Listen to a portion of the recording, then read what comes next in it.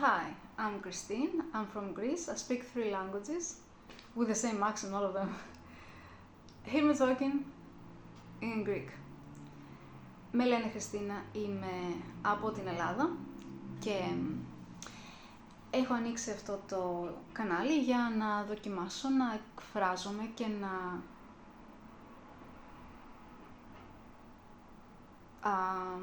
εκφράσω το ταλέντο μου και αυτά που θεωρώ ότι θέλω να πω. Hi, I'm Christine. I opened this channel to express myself and to share opinions and ideas. I'm talking in English. I hope my accent is not so hard to understand. This is a Greek accent. And I speak Spanish as well. Now I'm going to speak in Spanish.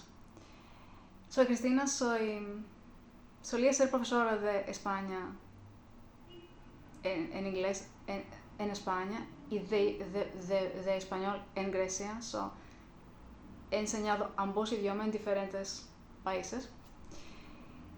Y la verdad es que mi lengua favorita me encanta español y la hablo mucho mejor porque el acento es muy similar con griego y entonces me viene natural y me siento muy feliz hablando español, me encanta. Y España es mi país favorito de todos los países que he vivido, que he viajado, porque he viajado un montón. Saludos a España. O a todas las personas que hablan español o entienden español, aunque viven donde viven. Los latinos también. Tenía novios latinos. Tengo afinidad, que me fascina la cultura latina, la música. Y podría hablar español para siempre. y esto de menos España. Es mi país, está en mi corazón, es mi país favorito. Y sí, y me encantan las lenguas. And I like languages, and I speak 3 languages. English, Spanish, Greek. I love languages. I think when it's like you became a different person speaking each language. So it's fascinating, it's amazing.